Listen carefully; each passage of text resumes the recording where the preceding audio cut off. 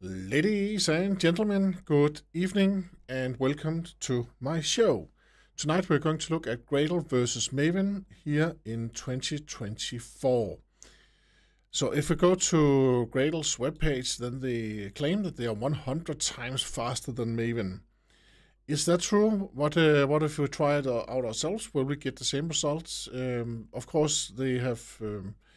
When Gradle claims this, and then it's under certain conditions, and it's under certain circumstances and in certain situations also. So here we have clean build with test, clean builds, and where we enable a cache, and where we also running tests, then it looks really good for Gradle.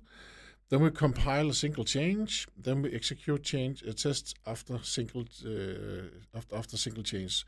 Then it should be much faster.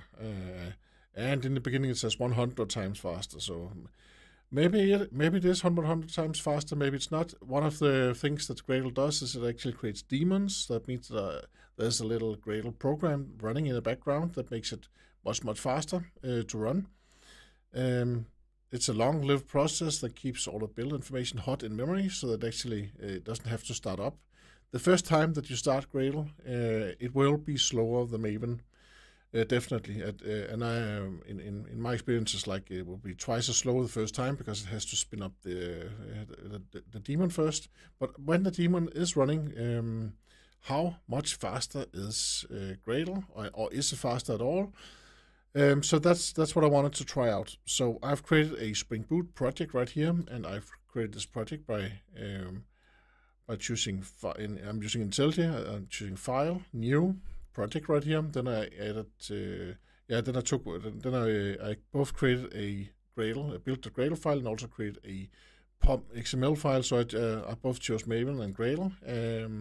One at a time, and then I just extracted the build.gradle file the second time, and I'm compiling for 21, packaging for Java 21, and I'm using Timorin from Eclipse version 22. And both my Java home is set to the same Java right here, and I'll just show you in just a minute. Then I press next, and I chose web, Spring Web, so I just added some web, and I added Lombok, so there's some pre-compiler notation right here, so it has to generate that code. And then I also added JPA, and I added H2, the H2 database right here, and then I got my project right here. Let us do a small change first. So I've created this text generation service right here, and I will just create a test. So I'll say create this test right here. So this is new code that has not been seen before. So I'll say okay. So this is our tests. We will annotate it. It's a Spring Boot test. This is a Spring Boot test right here, and let's make this public. Let's also make this one public. And then we will wire something in. We will say auto wired, and then we will say text generation service like this, and then we will say text generation service dot generate answer, and it doesn't matter what we write here because it will always return an empty string right now. So response or answer is equal to that, and then we will do this. We'll say assertions, and we will use assert for j, assert that response is blank. It needs to be blank this time, so because it will return a blank string. Okay, so this is the test we want to run. So what will we do? So first of all, of course, now there's new code. The code has to be compiled also before it's built. So before we do anything, I'll just write Gradle and then -v, so we can see that the Java version is the same. This is the launcher JVM right here. That's because Java Home is set to this folder right here. And then we write mvn -v just to show the same. And here we have Java version again, and so it is Gradle version. Where was it? Was version 8.10 versus Maven, Apache Maven 3.8.5. So that is the situation right now. If we go to Gradle, then we can write ---- status. Then we will I can see which daemons that have started, And you can actually have daemons running in different versions, and you can have if you're using the Gradle wrapper, then of course you can start up and use Gradle in different versions. Maven has the same thing. It has the Maven wrapper that can be used along with Gradle. And I must say that personally, actually, I like Maven, and I like the POM file because I get this YAML file, I get this XML file right here that is quite strict, and there's no smart developer that just wrote a small Groovy script in the middle right here. I know that it has this DSL. It always looks almost the same.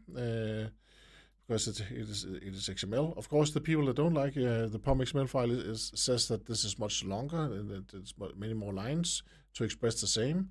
And here we have, if we stop right here, then we have 76 lines of POM XML file. Then we have the exact same in a build.gradle file, and it is only 39 lines, right? So it's much shorter. And of course, shorter text should be easier to read, and it is also easy to read. But on the other hand, there's no cool Groovy code right here that someone else made that I have to try to understand first. And when you're dealing with the POM XML file, there's no Groovy code. When you're dealing with the build.gradle file, you can sometimes you will find weird Groovy code that will do a lot of weird stuff, and yeah. So that is the downside as I see. But Gradle is actually, it's kind of the standard. If you want to create a new Spring Boot application, it will default to Gradle. And also if you're an Android developer, then you will also default to Gradle, and you will also default to Kotlin actually. So just so you know that. So Maven is considered slightly older, and but that also means that it has a huge community and ecosystem, and it has been tested, and it has been running for a long time. But Gradle is also quite old now, actually. So it has also a huge ecosystem, and it also has been tested with for many years now. It seems like they are getting Gradle is moving slightly faster than Maven. There are more features added to Gradle than Maven. So that is my 2 cents on that one. But POM file and Gradle file, they express the same thing. They will show which dependencies that we're using, and they will show how it should be packaged, how our jar file should be created. Let us start with Maven. I'll write Maven, and then I'll say clean install or package. We can also say package. So that means that we are doing the same thing as the Gradle command will do.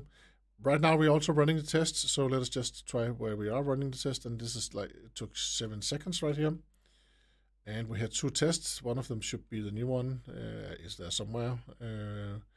We'll find it afterwards, but here we have 7 seconds, and then we will say Gradle clean build. Let's see how long that will take.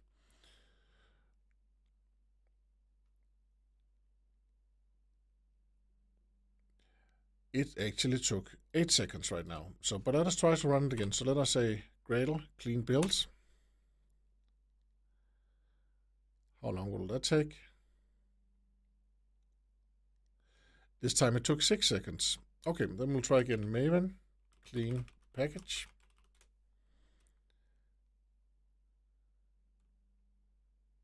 And again, we are running test also.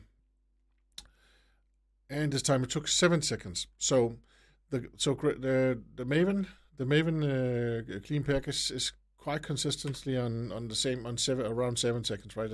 And Gradle varies a bit from 6 to 8 seconds after the first time. And of course, if I remove the tests, then it's a bit more fair regarding how long it takes. So we'll let us do that. So we'll say Maven clean package, and then we will write -d skip tests equal to true.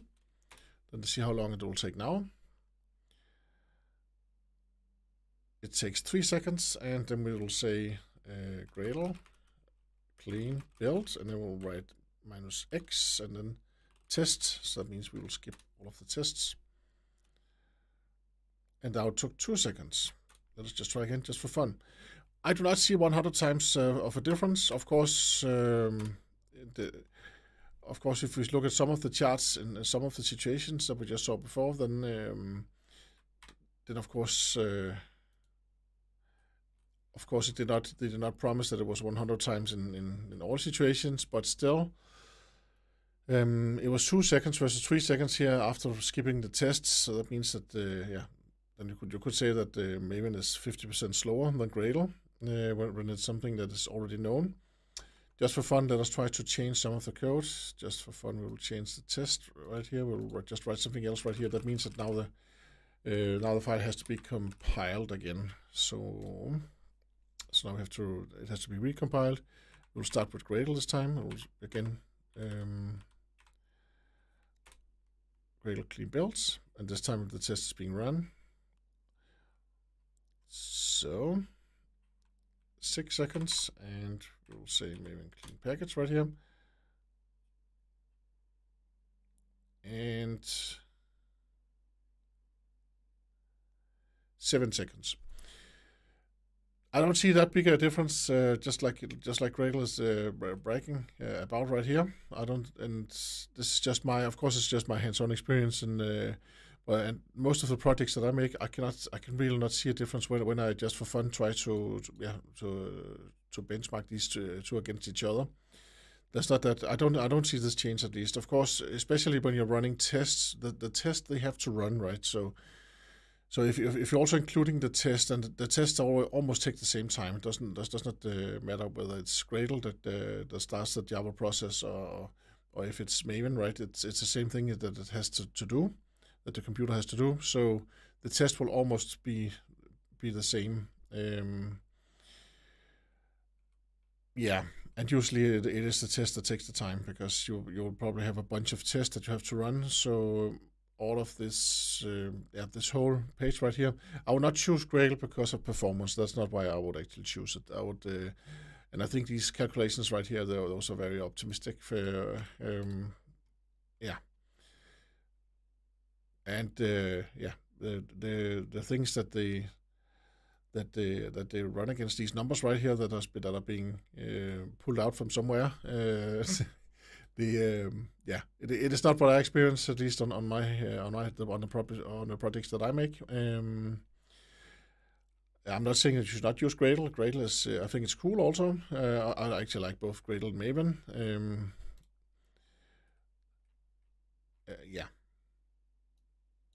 Another thing, if we go to if we're talking about tooling and support, then if you're using JetBrains products, then it is easier to go from a Maven dependency. If I will copy something, I have an example here on the bottom. This is just a random dependency. It's actually for Android, so it's not something that we should use for a normal project. But let's say that I now cut or copy paste this dependency right here and move it from my pump XML file, and I move it to build.gradle right here. Then there's actually a built-in feature that if I paste this under dependencies right here, then it will automatically be converted into the correct build.gradle syntax and the right format. So here right now write implementation, and then I can see my dependency right here. If I do it all the way around, let's say if I take this Gradle dependency right here, the Gradle format, then I go to my pump XML file right here, and then I go to the dependency section right here, and then I paste it. Then I'm not getting the same service from IntelliJ. I looked at some of the plugins out there. I did not like any of those plugins that were there. So maybe someone should create a cool dependency formatter plugin for IntelliJ. In most of the code examples you see out on the net, then you can click and choose whether it should be Gradle or Maven. But there are some that just shows the Gradle. The Gradle version, and then of course you have to convert it. So what will we do as developers? We can actually we go to the dependency section right here, then you can press Alt Insert or find Generate. If you have your Generate on another hotkey, then you'll just find it there, of course. And then you'll go to dependency template like this, and then you can just type in, and of course you have to type in each section right here. Of course, that is a little bit annoying. But it's better than nothing. So you don't have to write all of it, or you don't have to copy an existing section. You can use you can just use the template, the dependency template that is built into IntelliJ right here. So now the dependency has been set. Another thing you can do is if you don't know how to set the repository in a PubMXML file, then you can press Alt Insert again. And you can say, hey, please give me the repository template, and then you actually get a new template for your repository right here. So now it's just Maven Central that I've added. And of course, if I had my own repository, I would just add that right here. And the last thing, you can do the same with plugins. So let me just delete this one right here. I'll press Alt Insert again, generate, and then I'll say plugin template right here, plugin template, and again, I can now add all of my plugin that I want to add right here. So there is a lot of help already in the tools, but I think the conversion from PubMXML file to build.gradle file works, but the other way around, it does not out of the box at least.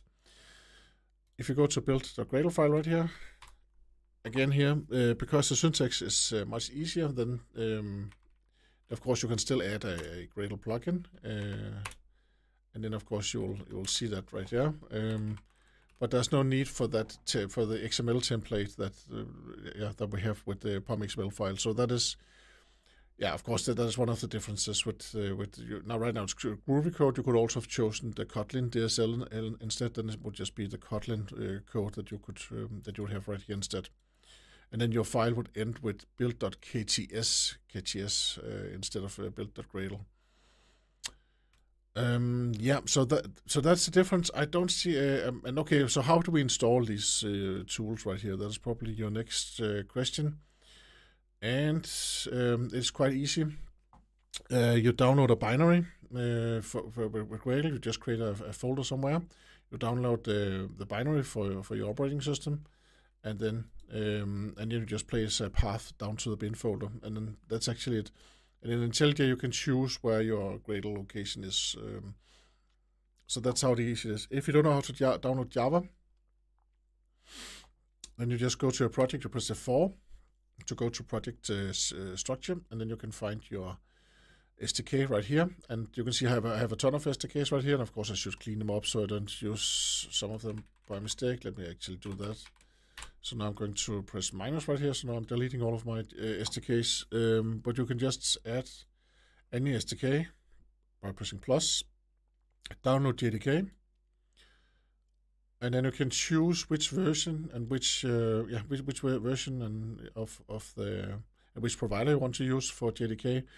It's not everybody who likes to use Oracle, because there was at some point, I don't know if that's still the case, it probably is, that they had something in the license section that said that if you had developed the software with Oracle's OpenJDK, then they were entitled to I don't know, some of the IP, some of us, they were titled to something. I don't remember what it was, but that is why some people, they don't like to download the Oracle JDK. They take one of the other JDKs instead, where they are sure that that is not part of the license agreement. If they develop some software, then this is their software. Yes, and so that was the SDK. And then what about Maven? How do we install Maven? Actually, I think with Maven install, you can use, if you want to, you can use Chocolatey, but you can also just download it again. So installing Apache Maven right here. So you can just unzip it.